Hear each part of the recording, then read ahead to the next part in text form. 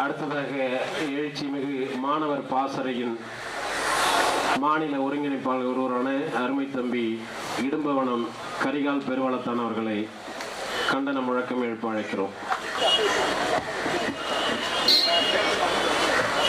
எங்கள் வீரும் எங்கள் உணர்வும் எங்கள் தலைவன் பிரபாகரனே என்று சங்கி முழங்கு. வீட்டிருக்கிற சான்றோர் பெருமக்களே, கூடியிருக்கிற எம் தாய் தமிழ் உணர்வுகளே, உறவுகளை உங்கள் அனைவருக்கும் எமது பணிவான வணக்கம். பர்மாவில் நடக்கிற படுகொலைக்கு இங்கிருக்கிற தமிழர்கள் எதற்காக போராட வேண்டும் என்ற கேள்வி எம்மிடத்திலே எழக்கூடும். நாம் ஏன் பர்மாவில் சாகிற இஸ்லாமிய மக்களுக்காக துடித்தெழுந்து போராடுகிறோம் என்றால், நமது பாட்டன் வள்ளலார் பாடினான், வாடிய பயிரை கண்ட போதெல்லாம் வாடினேன் என்று பாடிய பாட்டனின் பேர பிள்ளைகள் நாம் என்பதால் இதற்கு துடித்தெழுகிறோம். பர்மாவில் இன்றைக்கு நடக்கிற படுகொலையானது நம்மை போலவே பௌத்த தீவிரவாதத்தால் அரங்கேற்றப்பட்டுக் கொண்டிருக்கிறது. எப்படி நாம் அடிமைப்படுத்தப்பட்டு அடித்து ஒழிக்கப்பட்டு உலகெங்கும் எதிரியாக ஓடினோமோ, அப்படி ஓடுகிற போது ஓடுகிற நாடுகளுக்கெல்லாம் இவ்வளவு பெரிய பூமி பந்தலே நாங்கள் ஒன்றுவதற்கு ஒரு சின்ன இடம் கொடுங்கள், எங்களை குறைந்தபட்சம் அகதிகளாவது ஏற்றுக்கொள்ளுங்கள் என்று உலகம் முழுக்க கையேந்தி நின்றோமோ, அதே போல இன்றைக்கு பர்மாவிலே மக்கள் கொலை செய்யப்பட்டுக் கொண்டிருக்கிறார்கள். அவர்களுக்காக குரல் எழுப்பதற்கு கண்ணீர் சிந்துவதற்கு இந்த மண்ணில் ஆள் இல்லை. காரணம், இங்கு அந்த மண்ணின் மக்களுக்கு என்று வாக்கு வங்கி இல்லை என்பதால எந்த கட்சியும் எந்த இயக்கமும் இதை பெரிதாக எடுத்துக்கொள்ளல. அதாவது வழியில்லாது உலகில் யாவரசத்தான் துடிக்கிற மாந்திரத்தின் பிள்ளைகள் நாம் என்பதால் இந்த இடத்துல என்று நாங்கள் போராடி கொண்டிருக்கிறோம். இந்தியா என்ற நாடு உலக நாடுகள் எல்லாம் நாங்கள் ஆயுதத்தின் மூலம் சுதந்திரம் பெற்றோம் என்று சொல்கிற போது இந்தியா மற்றும் பெருமையோடு சொல்லிக் கொள்கிறது, நாங்கள் அகிம்சையின் மூலம் சுதந்திரத்தை பெற்றோம் என்று சொல்கிறது. அப்படி அகிம்சையின் மூலம் சுதந்திரத்தை பெற்றோம் என்று பெருமைப்பட்டு சொல்கிற இந்தியா, காந்தியை அகிம்சையை போதித்த காந்தியை வழிகாட்டி என்று சொல்கிற இந்தியா, தேச பிதா என்ற இந்தியா, பக்கத்தில் இருக்கிற பர்மாவிலே படுகொலை நடக்கிற போது அதை கண்டித்து ஒரு சிறல் குரல் கூட எழுப்பாது ஏன் என்ற கேள்வி எங்களிடத்தில் எழுதாது. காரணம், அன்பான மக்களே, அங்கு பர்மாவில் நடக்கிற இஸ்லாமிய மக்களின் படுகொலையை ஐயா மோடி விரும்புகிறார். குஜராத்தில் மோடி என்ன நிகழ்த்தினாரோ அதைத்தான் பர்மாவில் அரங்கேற்றுக் கொண்டிருக்கிறார். அதனால் ரசித்து பார்த்துக் கொண்டிருக்கிறார் ஐயா மோடி. அப்படி என்றால் நாங்கள் ஏன் எழுப்புகிறோம்? இந்த மாநிலத்திற்காக மாந்திரத்துக்காக துடிக்காத நீங்கள் எதற்காக துடிக்க போகிறீர்கள்?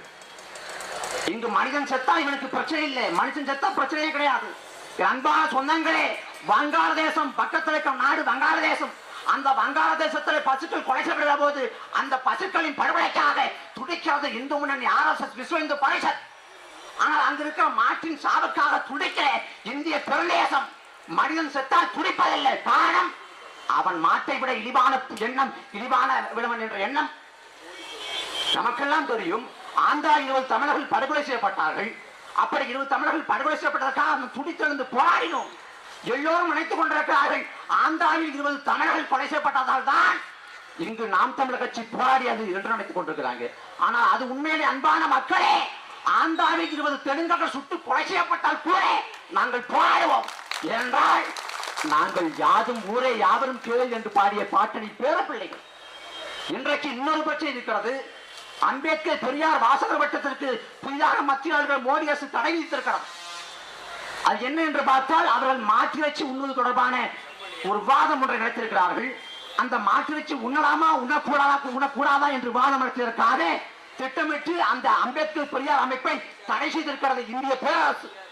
அப்படி என்றால் நாங்கள் கேள்வி எழுப்புகிறோம், இந்தியாவின் தேச பிதா காந்தி, அந்த காந்தியை கொண்டவன் கோச்சே, அந்த கோச்சேவுக்கு பாராளுமன்றத்தின் இரு சபைகளிலும் சிறையெழுப்ப வேண்டும் என்று பேசுகிறது RSS, விஸ்வ இந்து பரிஷத். இந்த நாட்டின் தேச பிதாவாக இருக்கிற காந்தியை கொண்ட கோச்சேவுக்கு சிறையெழுப்ப வேண்டும் என்று துடைக்கிற இந்த விஸ்வ இந்து பரிஷத்து, இந்த RSS தடவிப்பியா? நீ தடவிப்பியா? மிஞ்சி போன என்ன பேசுவோம் பாஜக? அந்த மண்ணில கலாச்சாரத்தை பற்றி பாடம் எடுப்பான். கலாச்சாரத்தை பற்றி யார் வேண்டுமானாலும் பேசலாம். ஆனா பாஜக ஒருபோதும் பேசக்கூடாது. அந்த பேசுகிற அருகதையே பாஜக கிடையாது. ஏன்? பாஜக ஆளுகிற மாநிலம் மகாராஷ்டிரா. அந்த மகாராஷ்டிராவிலே இன்றைக்கு வரை சிவப்பு விளக்கு பகுதி என்ற பெயரிலே விபச்சார விடுதிகள் என்பது விபச்சார விடுதிகள். நீ கலாச்சாரத்தை போட்டி பாதுகாப்பான் என்றால் அங்க இருக்கிற விபச்சாரத்தை கூட இழுத்து மூடு. அப்புறம் இங்க வா. பாஜக ஆளுகிற மாநிலம் கோவா. கோவாக்கு போ. கோவாவுக்கு மஜா சென்டர் என்ற பெயரே விபச்சார விடுதி இயங்குது கோவாவில. அந்த மஜா சென்டர் இழுத்து மூடி விட்டு இங்க வா. அப்புறம் கலாச்சாரத்தை பத்தி பேசு. குஜராத்துக்கு போ, நீ ஆளுகிற மாநிலம் குஜராத். அந்த குஜராத்ல வறுமையின் காரணமாக, ஏழ்மையின் காரணமாக வாடகை தாய்மார் இருக்கா. வாடகை தாய்மார் எப்படி அடுத்தவனை விந்துவை தன் வயிற்றுக்குள்ளே சுமந்து அவனுக்கு பிள்ளை பற்று எடுக்கிற வாடகை தாயாக இந்திய பெண்மணி இருக்கிறார். இந்திய பெண்மணி அடுத்தவனை விந்துவை எப்படி நமது வயிற்றுக்குள்ளே நமது பெண்கள் சுமக்கலாம், இது இந்திய கலாச்சாரத்துக்கு எதானது என்று போராடி அந்த பெண்ணுக்கு ஒரு வாழ்மையை பெற்றுக் கொடு. அப்புறமா நீ கலாச்சாரத்தை பத்தி பேசு. எதை பத்தி பேசுற அருகதை மோடிக்கு கிடையாது. மோடி விமர்சிக்க கூடாது, மோடி விமர்சிக்க கூடாதுன்னா நான் மாற்றி வச்சு உண்ணக்கூடாது நீ சொல்லுவ. அப்புறம் நீ ஹிந்தியை கற்கணும் நீயே சொல்லுவ, சமஸ்கிருதத்தை கற்கணும் நீயே சொல்லுவ. அப்புறம் என் நிலத்தை பூரா பறிச்சுக்கிறதுக்கு நிலம் கையப்படுத்துற அவசர சட்டம் கொண்டு வருவ. எல்லாவற்றுக்கும் என்னை மீறி என் செய்வ. ஆனா அதை பத்தி நான் பேசினா அதுக்கு தடையா? இதெல்லாம் காலத்தின் கொடுமை. எப்படி சிறப்பாங்க மக்களே. 3வது முறையாக நிலம் கையப்படுத்த அவசர சட்டம் கொண்டு வரப்படுது. 3வது முறையாக அப்படி கொண்டு வரப்படுகிற போது இந்த பிரச்சனை திசைப்பணும் என்பதற்காக திட்டமிட்டு பெரியார் அம்பேத்கர் வாசக வட்டத்தை தடை செய்யலாம். அந்த மீடியாக்கள் ஊடகங்கள் எல்லாம் திசை திரும்பி அதை பேசுது. இந்த பக்கம் நிலம் கையப்படுத்துற அவசர சட்டத்தை நிறைவேற்றிடுறான். ஒவ்வொரு பிரச்சனைக்கும் இப்படித்தான் பண்றாங்க. முதல் முறையாக நிலம் கையப்படுத்த அவசர சட்டம் கொண்டு வந்த போது நாம் போராடினோம்.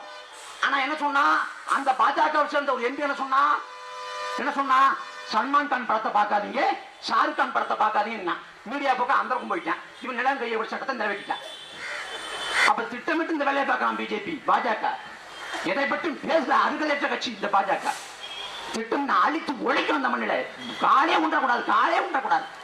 இவன் சொல்றான் 2016 பாஜக ஆட்சி போண்டு அம்மையார் ஜெயலலிதா ஒற்றை தொகுதியில் எதிர்கொள்ள தனித்ததான் அவனுக்கு. ஒற்றை தொகுதியில நாங்கள் மொத்த தொகுதியில் எதிர்கொள்றோம். பாத்துருவோம் வர தேர்தலில் அம்மையார் ஜெயலலிதாவா அன்னை தமிழ்நாட்டு மக்களா என்று பாத்துருவோம். அப்ப நாங்க மோத தயாரா இருக்கிறோம். பல நாள் பட்டினி கிடக்கிற ஒரு புலி காட்டுக்குள்ளே விரைத்து விட்டா எப்படி எல்லாம் வேட்டையாடி எல்லா விடங்களையும் சாகடிக்குவோம், கொண்டு திங்குவோம்.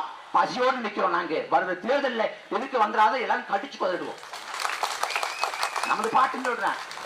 பரியது பூங்கொட்டதாயினும் யானை வெறும் புலிதாக்குறி அகன்ற தந்தத்தின் பெரிய உருவத்தின் போன்ற யானை தன்னை விட பெரிய சிறிய புலி தாக்க வருகிற போது அதை கண்டு பயந்து அஞ்சி நடங்கும் என்று சொல்றேன். அதை போல ஏழை எளிய பஞ்ச பராகளின் பிள்ளைகள் நாங்கள் வருகிற போது எல்லாம் அலறி ஓடுவார். இந்த மனுஷபுத்திரனை பற்றி அண்ணன் சொன்னார். மனுஷபுத்திரனை நாங்கள் ஆளாக மதிப்பதில்லை. நாங்கள் மோதணும் என்று முடிவு பண்ணிட்டா மெயின் தான் மோதுவோம். கருணாநிதி தான் எனக்கு மனுஷபுத்திரனை நாங்கள் மதிக்க முடியாது. நீ கேட்கிற கேள்விக்கு என்னால் பதில் சொல்ல முடியாது. அதனால தெளிவா சொல்றோம். இவர் சொல்றா ஹிட்லரை வழிகாட்டி ஏத்துட்டீங்க. சரி, அண்ணாவையும் பெரியாரையும் வழிகாட்டி ஏற்றிய நீ அண்ணாவையும் பெரியாரையும் மதிப்புமிக்க தலைவர்கள் அண்ணாவையும் பெரியாரையும் வழிகாட்டி ஏற்ற நீ என்ன செஞ்சு கிழிச்ச? நீ வழிகாட்டி ஏற்று 5 வருஷம் ஆண்ட லட்சணம் 5 பைசாக்கு பிரோஜனம் இல்லை. பின்னாடி போச்சு. ஒன்னுக்கும் வகையிலாது தூக்கி போட்டுட்டான். எதிர்த்து அவர் உழைச்சாங்க. இந்த தடவை வாங்க, நீங்க வாங்க, திருவாரூர் தானே வருவீங்க. எங்க ஊர் தான் திருவாரூர். வாங்க, நீ ஜெயிச்சு அப்புறம் பார்த்துட்டோம். அதான் என் அன்பு மக்களே, நாம் பெருமை கொண்டு வன்மத்தோடு தெரியணும். உலகம் முழுக்க ஆண்ட இனத்து மக்கள் நாம் உலகம் முழுக்க ஆண்டோம். நாம் உலகம் முழுக்க நம் பாட்டன் ராஜராஜ சோழன் புலிக்குடி ஏந்தி கொண்டு போனா அவன் எந்தெந்த இடங்கள் எல்லாம் மன்னனாக வீரத்தோடு பெருமையோடு கால் வைத்தானோ அந்தந்த இடங்களுக்கெல்லாம் 1000 ஆண்டுகளுக்கு பின்பாக நான் கால் வைத்தோம். அவன் மன்னனாக கால் வைத்தான், அரசாக கால் வைத்தான். அவன் பேர பிள்ளைகள் நாம் அந்த இடத்திலே கண்ணீரோடு காயத்தோடு அவமானப்பட்டு துன்பப்பட்டு அகதியாக கூலியாக கால் வைத்தோம். இன்றைக்கு ராஜராஜ சோழன் சமாதி எங்க இருக்கு தெரியுமா? ஒவ்வொரு தமிழும் பார்த்து செத்தலாம். போய் பாரு, தஞ்சாவூர்ல போய் பாரு. தஞ்சாவூர் பக்கம் உடையாறு என்ற ஊர் இருக்குது, போய் பாரு. உடையாண்ட ராஜராஜ சோழன் அவனுக்கு சமாதி எங்க இருக்கும் பாரு. ஒண்ணுக்கு வழி இல்லாம சமாதி வீதியில இருக்கலாம். நமது பாட்டை இது கேவலம் இல்லையா? உலகாண்ட ராஜராஜ சோழனை வீதியில போட்டுட்டான். ஏன்? அந்த பெருமாள் தெரியக்கூடாது. உலகை ஆண்டவன் ராஜராஜ சோழன் என்ற பெருமாள் தெரியக்கூடாது. ஏன்? ராஜராஜ சோழன் உலகை ஆண்டா என்ற பெருமாள் தெரிஞ்சுட்டா நீ தமிழ்நாட்டுக்கு ரஜினிகாந்த் கூப்பிட மாட்டேன், நீ இந்தியாவில் புறப்பட்டுருவே.